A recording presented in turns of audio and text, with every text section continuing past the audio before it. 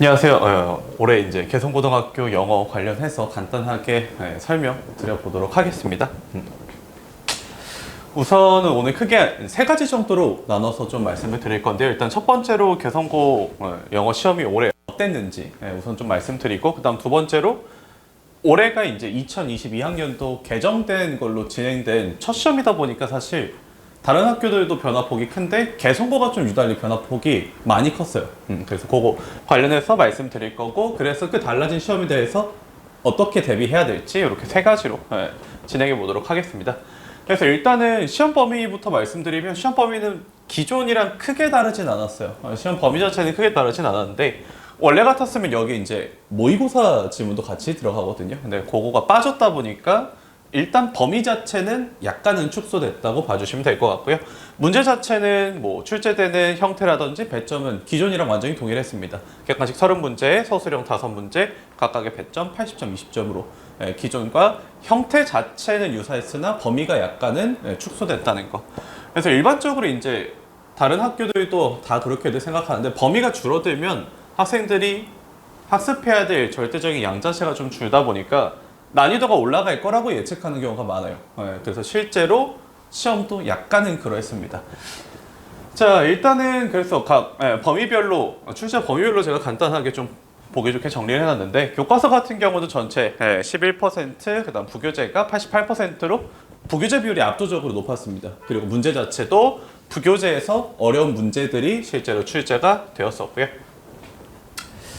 자, 그래서 그 객관식 30문제 중에 각각 어떤 유형의 문제들이 많이 출제된 날을 제가 보기 좋게 좀 정리를 해놨는데, 그 중에서 요거를 조금 잘 확인해 주셨으면 좋을 것 같아요. 어법 어휘가 총 12문제가 출제됐고, 그 중에서도 올해 혹시 1등급 커트라인이 몇 점인지 알고 계실지 모르겠지만 영어 커트라인이 딱 80점이거든요.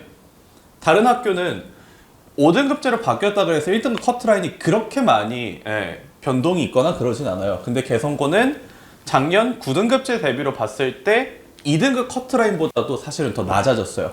그중 하나 나타났던 특징이 뭐냐면, 이 어법 어휘가 문제도 많이 출제됐는데 정확하게는 어법 문제가 총 6문제가 출제됐고요. 그 중에서도 그게 배점이 20점 배점을 가지고 있었다 보니까 아무래도 학생들이 시험장에서 조금은 까다로운 어법 문제를 푸는데 어려움을 느끼지 않았나라는 점이 가장 크게 두드러 났었고, 그다음 두 번째로 많이 출제된 게 간접쓰기, 저희가 흔히 말하는 순서별 문장 삽입, 무관한 문장인데, 그 중에서도 문장 삽입이 이번에 좀 많이 어렵게 출제가 됐어요. 지금까지 평가원 기조로 봤을 때 학생들도 어쨌든 모의고사 형태로 좀 많이 풀다 보니까 문장 삽입 답이 1번인 경우가 2019년도에 단 한 번밖에 없었거든요. 근데 이번 시험에서 문장 삽입의 정답이 1번인 지문이 출제가 되었습니다. 그러다 보니까 학생들 입장에서 당연히 체감 난이도는 보다 더 높을 수밖에 없었고요. 원래 개성고등학교가 조금 비중을 두는 건 여기에다가 비중을 많이 둬요.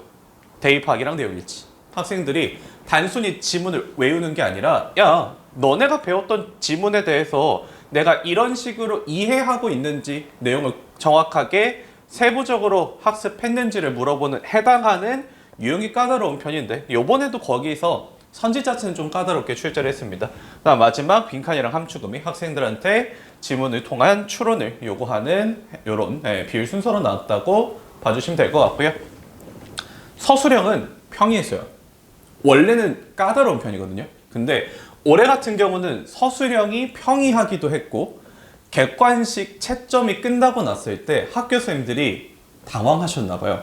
생각보다 학생들 점수가 낮게 나와서, 그래서 그런지는 몰라도 서술형 채점을 정말 후하게 해주셨어요. 물론 이 기조가 기말고사 때 그대로 갈 거라는 보장 자체는 없지만, 일단은 기본적인 영작 형태가 전체 36%, 11점을 차지하고 있었고요. 그다음 요형문 빈칸 순서대로 이 정도 비중을 가지고 있다고 봐주시면 될 것 같습니다. 자, 그 다음으로 이제 보시면은 제가 올해 개성고등학교 시험지에 있는 거를 조금 보기 좋게 타이핑 해둔 형태거든요. 그래서 지금 보시면은 요거 두 가지가 이제 제가 아까 말씀드렸던 문장 삽입 유형들이에요. 그래서 문장 삽입 같은 경우 배웠던 지문에 그냥 내용 알면 고를 수 있는 거 아니에요? 라고 생각하실 수 있지만, 여기 지금 주어져 있는 문장을 다 변형해서 출제합니다.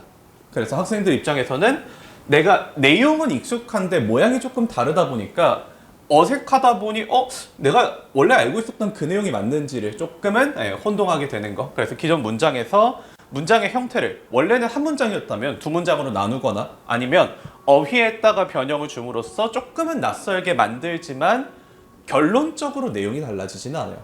내용 자체는 동일하다 보니 기존에 학습했던 그 흐름을 바탕으로 문제를 풀어나가는 것 자체가 불가능한 유형은 아니다라는 거.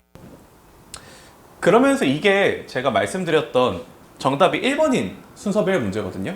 그래서 요게 지금 원래 개성고등학교 시험지에 출제됐었던 형태고, 오른쪽에 지금 나란히 나져 있는 요게 제가 이제 시험 들어가기 전에 적중 모의고사를 항상 진행합니다.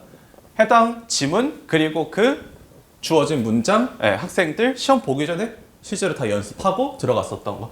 그래서 정확하게 제가 이 선지가 왜 이렇게 되고 얘가 답이 1번일 수밖에 없는 이유를 설명을 해줬어요. 그래서 학생들이 실제로 시험장에서 제 생각이 맞다고 얘기할 정도로.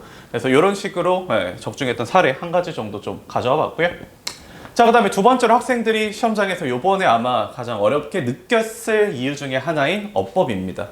그래서 제가 지금 여기에 예시로 가져온 것들은 보시면 알겠지만 문장 단위로 윗줄이 쳐져 있고요. 개수를 물어봐요. 원래 같았으면 학생들이 중학교 때 익숙할 건 단어 하나하나에 밑줄이 쳐져 있고 그냥 틀린 거 하나를 찾거나 올바른 거 하나를 찾는 거라면, 개성고에서 올해 출제한 어법 같은 경우는 이렇게 복수선지 그 중에서도 너네가 틀린 문장의 개수를 물어보는 거. 이렇게 출제가 되다 보니까 학생들이 내가 단순히 하나하나 포인트 되는 것들만 암기해서 풀었던 친구들은 결코 맞출 수는 없습니다. 그래서 이러한 유형들도 있고요. 당연히 짧은 형태들도 존재는 해요. 그래서 왼쪽에 보시는 이게 실제 학교 시험에 출제됐었던 다른 어법 문제고요. 요거는 어떻게 보면 조금은 학생들이 풀 수 있게끔 출제가 된 형태라고 보시면 될 것 같습니다. 그래서 이런 형태가 전체 6문제 배점으로 따지면 20점을 포함하고 있다 보니까 학생들이 이제 지문을 학습함에 있어서 근데 어법을 조금 더 중점적으로 학습을 해야 되겠구나 라는 방향성 정도는 잡으면 될 것 같고요. 오른쪽에 있는 게 이게 제가 아까 보여드렸던 적중 모의고사 시험지입니다. 그래서 얘도 지금 보시면은 겹치는 선지들도 존재하고 실제 요거 정답이 2번이었는데 그거랑 완전히 같은 어법성을 물어보기도 했었어요. 그래서 학생들이 이런 것들도 실제로 단순히 그냥 제가 나눠준 문제가 아니라 시험 보기 전에 진행하는 적중 시험에서만 가지고 온 겁니다. 학생들이 체감할 수 있는 실제 출제되는 포인트들, 제가 개성고등학교 출제 포인트, 각 학교별 출제 포인트를 다 녹여내서 만드는 시험지다 보니까 이런 식으로 선지 간의 유사성 확인하실 수 있을 것 같고요. 그 다음 마지막 학교에서 출제하는 빈칸이랑 함축 의미들은 결국에 너네가 배웠던 내용을 조금 다르게 표현할 건데 이거 어떤 식으로 알고 있니를 물어보는 것들이에요. 그러다 보니 그냥 외워서 푸는 게 아니라 학생들한테 추론을 요구해서 아무래도 시험장에서 맞닥뜨렸을 때는 조금 까다로울 수밖에 없는 문제들인데, 그래서 요거 같은 경우도 오른쪽에 있는 게 적중 시험지입니다. 그래서 완전히 같은 부분에 밑줄 쳐주고 의미하는 바를 물어보는 거 학생들 입장에서는 쉽게 체감할 수 있었던, 어떻게 보면 처음 보는 것보다는 한번 겪고 들어가는 게 학생들 입장에서 훨씬 더 용이했을 거라고 보여집니다. 그래서 개성고등학교 시험 관련해서 이 정도로 좀 정리를 해드릴 수 있을 것 같은데, 일단 첫 번째로 객관식 난이도 자체는 학생들이 개성고스러운 문제를 연습했다라고 하면 그 기준으로 봤을 때는 난이도가 하락한 게 맞아요. 원래 개성고등학교는 보편적인 평가원 유형으로 출제하는 문제들도 있고 그렇지 않은 문제들도 있었는데 올해 선생님이 달라지면서 그런 것들이 전부 사라졌습니다. 그래서 학생들이 다른 학교에서도 출제되고 조금은 더 익숙한 형태다 보니까 근데 왜 커트라인이 낮아졌나요? 라고 하시면 체감 난이도 자체는 올라갔어요. 문제 유형 자체는 학생들이 조금 더 익숙한데 그 안에 선지를 까다롭게 한다든지 내용 일치도 글자 하나 때문에 틀리게 하고요. 어휘도 이것도 되고 저것도 될 것 같은 그런 혼동을 줄 수 있는 형태로 출제를 하다 보니까 요번에 커트라인이 좀 낮게 설정됐던 것 같습니다. 서술형 같은 경우는 기존보다는 쉬워졌어요. 유형 자체도 평이해졌고 그거에 대한 채점 기준 자체도 조금은 완화된 느낌이긴 한데 그게 이제 기말고사 때는 학생들이 이제 이 시험에 적응을 했다 보니까 학교생들도 그거를 좀 감안해서 난이도라든지 채점의 기준을 소폭 상승시키지 않으실까라고 생각하고 있습니다. 자, 그럼 개성고등학교 시험 어떻게 준비해야 되냐라고 하시면 일단 첫 번째로 학생들이 시험 보고서 제일 많이 얘기한 게 시간 분배예요. 분명히 연습을 많이 하고 갔거든요. 객관식 30문제 푸는 거 연습했고요. 주관식 5문제 같이 해서 50분 안에 푸는 거를 그렇게 연습을 해도 사실 시험장에 들어가면 좀 달라요. 그러다 보니까 제가 계속해서 강조하고 있기도 하고 학생들 스스로도 항상 얘기하는 게 시간 분배입니다. 그래서 그 35문제를 50분 안에 본인이 온전하게 풀어내는 연습을 요거를 조금 많이 해야 되다 보니까 이거 좀 강조하고 싶고요. 그다음 두 번째, 어법 문제도 많고 배점도 높습니다. 그럼 그걸 단순히 내가 모든 걸 다 암기를 해결하겠다라고 하면 중학교 때처럼 암기하면 암기해야 될 게 많으면 10배까지도 늘어날 수 있어요. 암기로는 안 돼요. 내가 지문에 대해서 어느 정도 포인트 되는 것들은 물론 암기를 하지 말라가 아니라 암기할 건 암기하되 내가 기본적인 영어 실력을 가지고 문장에서 나한테 물어볼 수 있는 포인트들이 뭔지를 스스로 판단할 수 있어야 됩니다. 기본적인 영어 실력이 좀 갖춰져야 되는 부분이라고 말씀드릴 수 있을 것 같고요. 그래서 마지막으로 결국 그냥 외우는 게 아니라 내가 수능 유형에 적합한 문제들을 풀어갈 수 있는 사고력, 그리고 그것들에 대해서 선지 혹은 지문을 적절히 해석하고 꼼꼼하게 볼 수 있는 이 능력들이 전부 다 갖춰져야만 개성고등학교 시험에서 고득점을 받을 수 있다라고 생각해 주시면 될 것 같습니다. 시간표 같은 경우는 주 2회 수업 진행하고 있고요. 수요일랑 토요일 날 진행하고 있고, 토요일 같은 경우는 앞 시간에 올 때는 먼저 등원해서 클리닉 우선 진행하는 걸로 그렇게 생각해 주시면 될 것 같습니다. 아무래도 첫 시험이었다 보니까 학생들이 부담감도 좀 많이 느꼈을 거고 긴장감도 높았을 거라고 생각은 돼요. 다만 첫 번째 시험 점수 혹은 첫 번째 등급이 그대로 그대로 결과가 나오지 않기 위해선 달라져야 됩니다. 그래서 그런 부분들에 맞춰서 저도 같이 노력하고 학생들과 열심히 소통하도록 하겠습니다. 감사합니다.